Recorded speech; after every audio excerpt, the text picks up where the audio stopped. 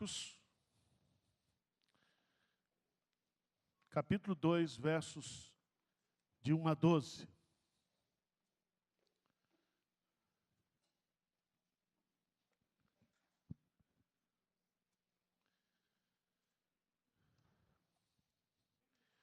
Dias depois, entrou Jesus de novo em Cafarnaum.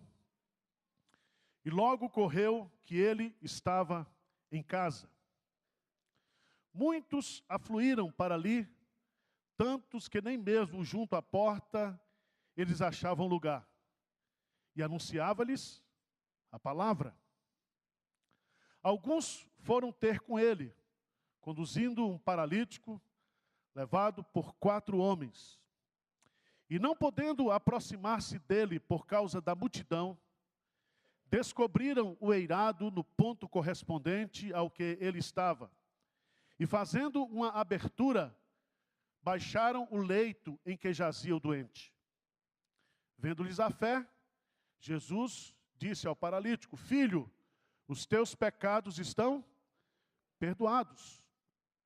Mas alguns dos escribas estavam assentados ali e arrazoavam em seu coração: por que fala ele deste modo? Isto é blasfêmia. Quem pode perdoar pecados, senão um, que é Deus? E Jesus, percebendo logo, por seu espírito, que eles assim arrazoavam, disse-lhes: por que arrazoais sobre estas coisas em vosso coração? Qual é mais fácil? Dizer ao paralítico: estão perdoados os teus pecados, ou dizer: levanta-te, toma o teu leito e anda? Ora, para que saibais que o Filho do Homem tem sobre a terra autoridade para perdoar pecados, disse ao paralítico: eu te mando, levanta-te, toma o teu leito e vai para a tua casa. Então ele se levantou e no mesmo instante, tomando o leito, retirou-se à vista de todos, a ponto de se admirarem todos e darem glória a Deus, dizendo: jamais vimos coisa assim. À luz desse texto, eu quero meditar com vocês sobre a igreja em que Jesus está presente. A igreja em que Jesus está presente. Chama a sua preciosa atenção para essa frase que está aí. E logo ocorreu que ele estava em casa, versículo 1. Jesus estava na casa. E aquela casa ali servia como igreja, como local onde a palavra de Deus era proclamada, onde Jesus exercia o seu ministério. E aí você pode perguntar: mas pastor, será que existe hoje igreja em que Jesus não está presente? Se você for lá para Apocalipse, você vai encontrar Jesus se dirigindo a uma igreja local, dizendo: eis que estou à porta e bato. Se alguém abrir, entrarei, cearei com ele, e ele o quê? Comigo. O fato de ser igreja, o fato de ser uma organização, o fato de ser uma congregação de pessoas, isso não significa igreja. Igreja é onde Cristo está presente. Igreja é onde Cristo é o centro e as pessoas se reúnem em torno dele. E é tão interessante, porque nessa noite que esses irmãos estão se dispondo a plantar uma igreja, a serem instrumentos de Deus para abençoar um bairro da nossa cidade, é importante que vocês saiam daqui com a consciência de que Jesus, ele é o centro da igreja. A igreja é dele, é ele que edifica a igreja, é ele que anda no meio da igreja, é ele que faz com que a igreja ganhe sentido. Ele é a razão de ser da igreja. E à luz desse texto aqui, eu queria tirar algumas lições práticas para a nossa vida pessoal e aplicando também aqui a Igreja Presbiteriana de Pinheiros. A igreja em que Jesus está presente, em primeiro lugar, veja aí no versículo 2. O que é que diz o versículo 2? O que é que diz aí? Muitos afluíram para ali, tantos que nem mesmo junto à porta eles achavam o quê? Lugar. Preste atenção que a igreja onde Jesus Cristo está presente é um lugar onde muitos irão. É lugar de afluência de pessoas. É tão interessante isso. Porque o grande atrativo da igreja, a grande mensagem da igreja é Jesus. Às vezes nós estamos pensando em plantar a igreja, às vezes a gente está pensando em fazer com que a igreja seja revitalizada, e a gente pensa em cantar, trazer uns cantores evangélicos, gospel, né? Para cantar aqui no culto. Às vezes a gente quer mexer num monte de coisa. Às vezes a gente quer fazer uma agenda litúrgica diferenciada. Às vezes a gente quer arrumar um monte de atrativos. Mas preste atenção, o que vai levar as pessoas à igreja é Jesus. Ele é a fonte de atração. Ele é a fonte de atração. O apóstolo Paulo nos dá uma aula para nós de marketing religioso.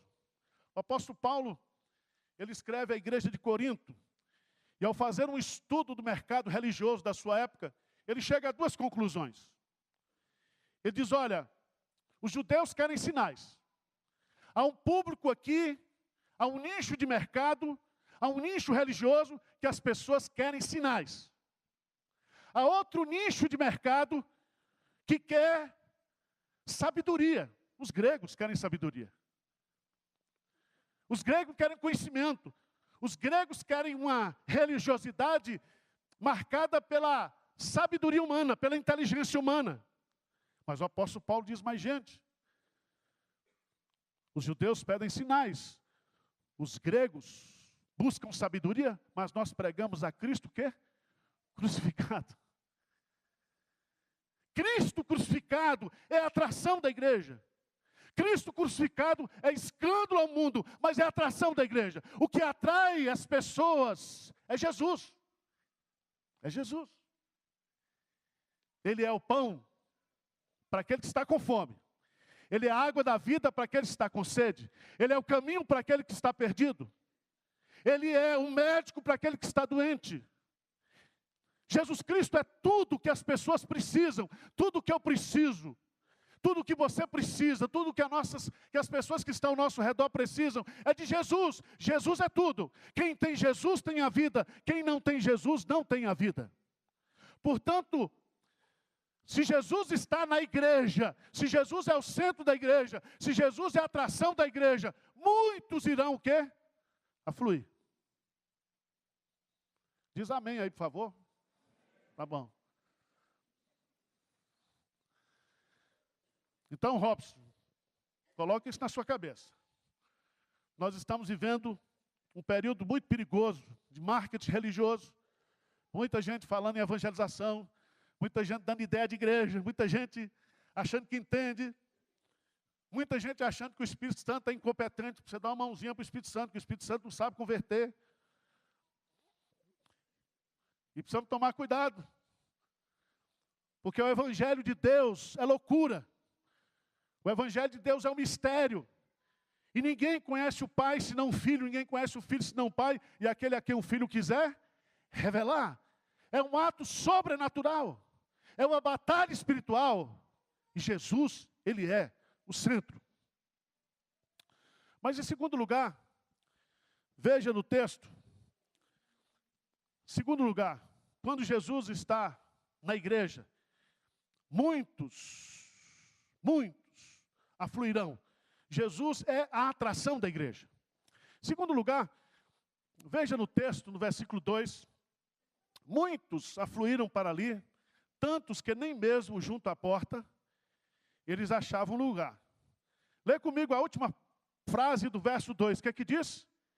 E anunciava-lhes a palavra. Anunciava-lhes o quê? A palavra. Preste atenção que aqui a igreja onde Jesus está presente tem um compromisso com o anúncio, a pregação da palavra. Lutero, reformador, ele diz, onde a palavra de Deus não está sendo pregada, vivida, ensinada, ali não existe igreja. A igreja nasce pela palavra, a igreja é sustentada pela palavra, a igreja é restaurada pela palavra, a igreja é motivada pela palavra. A igreja existe para viver e pregar a palavra. A palavra é tudo. A palavra é tudo. Às vezes, meus amados irmãos, nós achamos que podemos modificar a pregação da palavra. Eu gosto sempre de dizer isso. Porque Jesus diz, ide e pregai o evangelho a toda. Ele não diz, ide e dançai o evangelho. Diz, dançai. Rebolai o evangelho. Projetai o evangelho. Ele disse isso, projetai. Projeção do evangelho.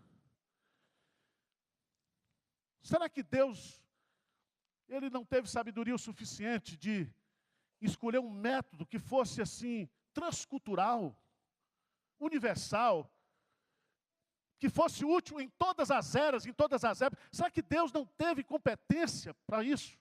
E que eu e você hoje vamos descobrir um método novo, revolucionário, que vai fazer com que as pessoas creiam?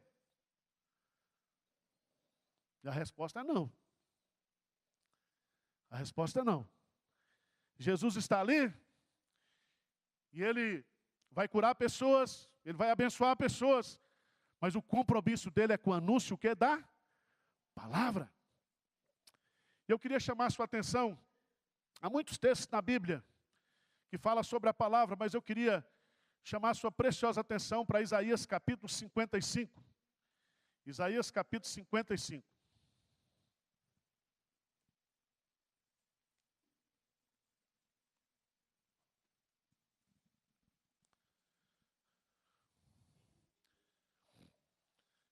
Esse texto é um texto onde a graça de Deus, ela é oferecida gratuitamente. E essa graça, ela é oferecida pela pregação da palavra. E o que é a palavra de Deus? Se você observar, no versículo 8, Deus diz assim, porque os meus pensamentos não são os vossos pensamentos, nem os vossos caminhos, os meus caminhos, diz o Senhor. Preste atenção, que a palavra de Deus são os pensamentos de Deus. A palavra de Deus nos apresenta os caminhos de Deus, as soluções de Deus, os desígnios de Deus, a vontade de Deus. Nós temos um Deus que pensa. Nós temos um Deus que elabora. E Ele não somente pensa, mas Ele o quê? Fala, Ele verbaliza. E Ele vai dizer isso no capítulo 55. Ele diz assim, veja lá, no versículo 11, o que é que diz aí? O que é que diz no versículo 11? Assim será a palavra que sair da minha boca. Não voltará para mim vazia, mas farás o que me apraz e prosperará naquilo que há. Preste atenção, o Deus que pensa é o Deus que fala, que verbaliza o que fala. E quando Ele fala, há um poder na sua palavra. E esse poder já está estabelecido por Ele. Esse poder é irresistível. Esse poder, ninguém poderá detê-lo. Esse poder é um poder de produzir vida, de produzir transformação, de produzir mudança. Então, quando eu prego a palavra, quando eu ensino a palavra, eu estou pregando os pensamentos de Deus, as ideias de Deus. Quando eu prego a palavra, eu estou falando aquilo que a boca de Deus falou. E é isso que produz transformação. Porque a fé vem pelo ouvir e ouvir a palavra de Deus. Irmãos, nós precisamos voltar às Escrituras. Nós precisamos estar agarrados com as Escrituras. Se a palavra não falar, se a palavra não disser, nós não vamos ouvir nada. Nós queremos ouvir Deus falando através da Escritura Sagrada. Deus fala pela sua palavra. E a sua palavra é poderosa. E a sua palavra não voltará para si mesmo o quê? Vazia. Faz o que Deus quer. Faz o que Deus quer. No mundo natural e no mundo o quê? Espiritual. Na criação e na nova criação. Então, onde Jesus está presente, ali a palavra de Deus é o quê? Pregada, ensinada, vivida. A palavra de Deus está presente ali, como ato de proclamação. Terceira característica dessa igreja que Jesus está presente. Qual é a primeira? Hein? Jesus é o centro. Segunda coisa, a palavra de Deus é pregada.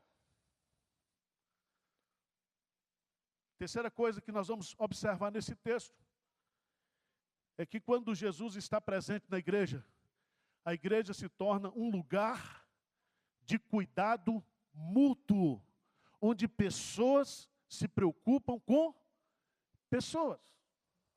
É fantástico esse texto. Porque a fé aqui não é do aleijado. A fé aqui é de 4 homens que, vendo a situação daquele aleijado e vendo a impossibilidade dele chegar até Jesus, esses homens reúnem esforços, reúnem ideias, reúnem recursos, porque depois alguém teve que pagar para consertar o telhado daquela casa. Se for presbiteriano, tinha que pagar depois, né? Eles veem a necessidade daquele homem, veem a impossibilidade daquele homem, mas eles creem que se aquele homem chegar à presença de Jesus, Jesus poderia resolver o quê? O seu problema. E aqui, meus amados irmãos, esse é um ponto fundamental, que igreja não é lugar de você ser servido, mas igreja é lugar de você o quê? Servir. Porque o Filho do Homem não veio para ser servido, mas para servir. Igreja é lugar onde eu venho para servir, onde eu venho para prestar serviço aos meus irmãos, ao meu próximo, as pessoas que estão necessitadas, carentes. A igreja é, de fato, um manicômio espiritual. A igreja é um hospital de pessoas doentes. Aliás, Jesus diz: eu não vim para os sãos, eu vim para os doentes. Eu vim para aqueles que precisam de arrependimento, de mudança, de transformação. E nós temos que entender isso. É tão interessante porque nesses lugares, nessas igrejas onde Jesus não está presente, não existe o espírito de serviço. Existe prestação de serviço. O cara vai lá, assiste o culto, e o poder não está em Jesus, mas está no lugar da bênção, que é a igreja. Está muitas vezes na pseudo-unção poderosa do pastor, do ministro, do bispo, do apóstolo. E ele vai lá, ele entra, ele recebe aquela prestação de serviço espiritual, ele dá até uma oferta para pagar. E vai embora.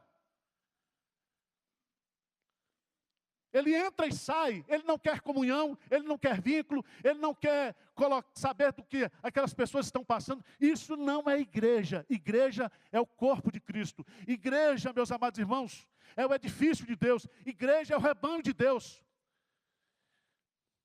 E onde Jesus Cristo está presente, onde Ele é o centro como igreja, ali há um espírito de serviço, de preocupação, de dedicação a outro.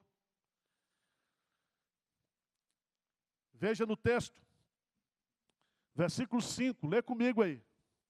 2:5 de Marcos, o que diz? Vendo-lhes a fé, Jesus disse ao paralítico: filho, os teus pecados estão perdoados. Preste atenção, que aqui no versículo 5, vendo-lhes o que? A fé. A fé de quem? Hein? Dos 4. Porque se fosse do paralítico, vendo a fé, mas vendo-lhes a fé. Significa que nós, para fazermos a obra de Deus na igreja, precisamos ter o quê? Fé. Para servir na igreja, nós precisamos ter fé. Por isso nós compramos essa casa aí em frente. Temos que pagar 15 prestações de 50 mil. E o dinheiro está na conta de vocês. Temos que pagar. Senão eu vou ser preso. Por isso que a gente está construindo, por isso que a gente está investindo, por isso que o reino de Deus vai crescendo, porque sem fé é impossível o quê? Agradar a Deus, irmãos. Uma igreja que não vive pela fé, uma igreja que não trabalha pela fé, uma igreja que não encarna dia a dia, o justo viverá pela fé. Essa igreja, Jesus não está presente.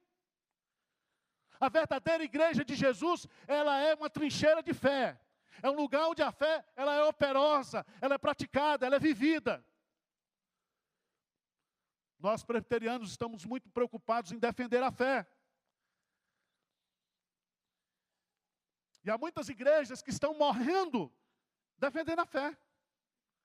Somos calvinistas, somos presbiterianos, somos isso, somos aquilo. E aí? Essa igreja usa essa fé para servir? Essa igreja está preocupada com aquele que está perdido, aquele que está doente, aquele que não pode chegar até Jesus? Existe um esforço concentrado das pessoas, do conselho, da liderança, do povo, para que pessoas cheguem à presença de Jesus?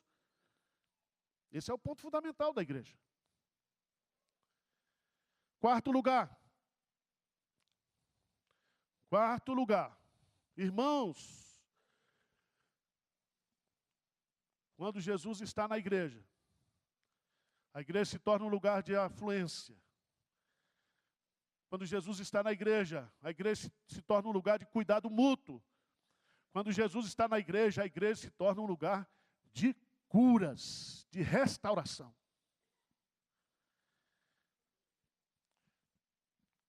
Vamos para o texto. Alguns escribas estavam ali, assentados.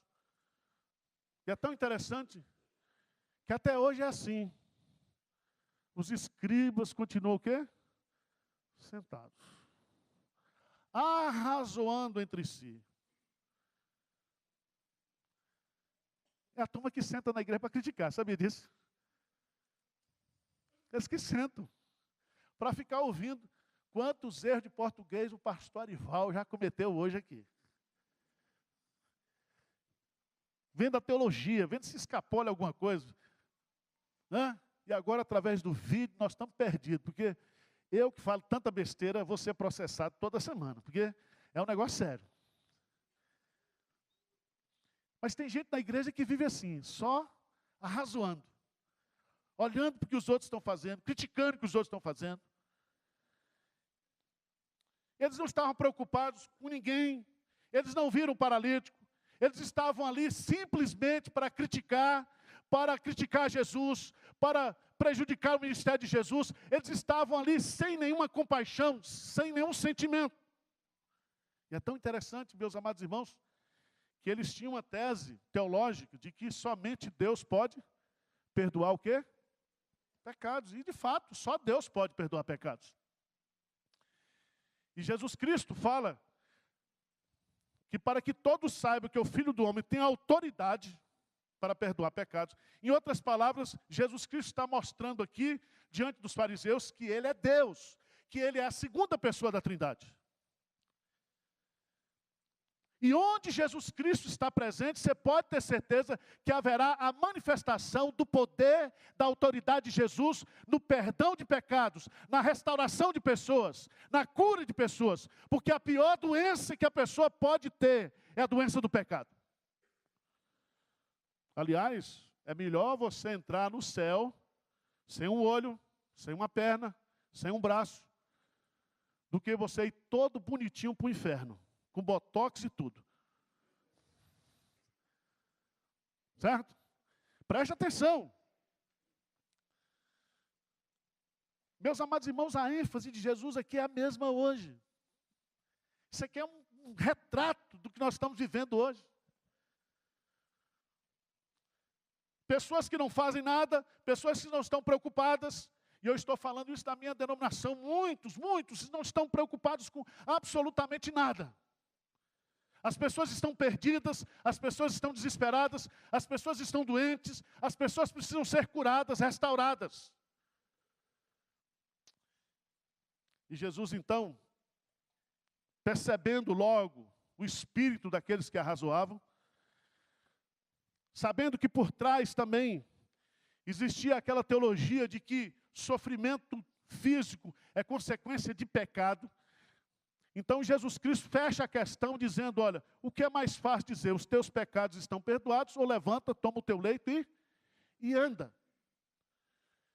Então Jesus Cristo já mata de uma cajadada só todas aquelas críticas teológicas que estavam sendo levantadas ali, mas o foco de Jesus era restaurar aquele homem, era abençoar aquele homem, era honrar o esforço daqueles irmãos que estavam ali trabalhando para que outros fossem abençoados. Irmãos, não existe privilégio maior como igreja de Pinheiros, a gente poder participar da obra de Deus, a gente poder ajudar a obra de Deus, a gente poder contribuir para a obra de Deus. Tudo que nós estamos fazendo aqui é privilégio, é honra, é graça, é misericórdia.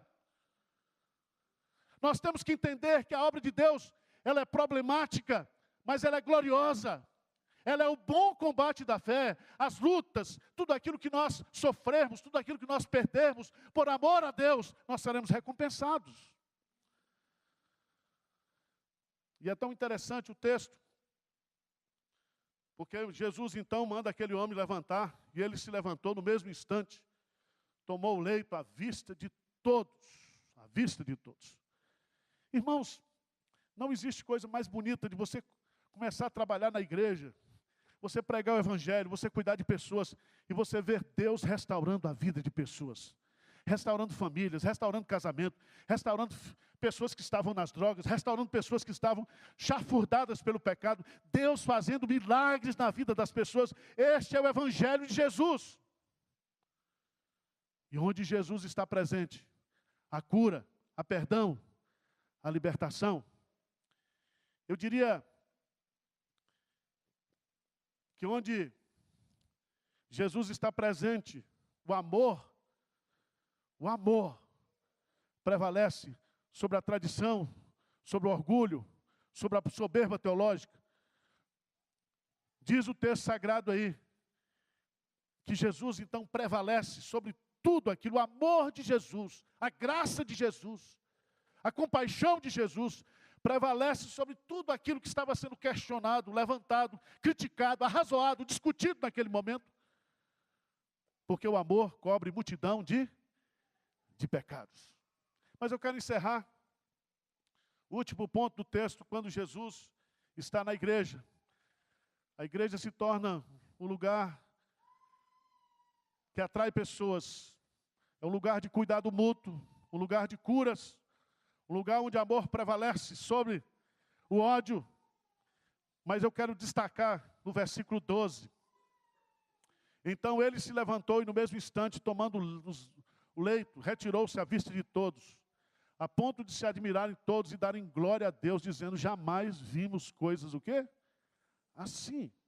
Irmãos, preste atenção. Quando Jesus está na igreja, a igreja se torna um local onde a glória de Deus, o quê? Se manifesta. A glória de Deus se manifesta. O apóstolo Paulo usa uma figura lá em Efésios capítulo 3, que Cristo, Ele quando nos redimiu, Ele nos tomou, e como se Ele desse um passeio na esfera do mundo espiritual, nas potestades, e Ele passou ali, como se fosse levando-nos como troféus da graça de Deus. Preste atenção, que a maior manifestação da glória de Deus é a manifestação do perdão de Deus, da transformação de Deus, da salvação de pecadores através do ministério da igreja. A glória de Deus se manifesta. Por isso que a Bíblia diz que todos pecaram e destituídos estão da glória de Deus. Quando você prega a graça, quando a graça de Deus se manifesta na vida de uma pessoa, a glória de Deus se restaura na vida daquela pessoa. E Paulo diz que nós somos transformados pelo Espírito Santo de glória em glória, até sermos semelhantes à pessoa, o quê? De Jesus. De Jesus. Então,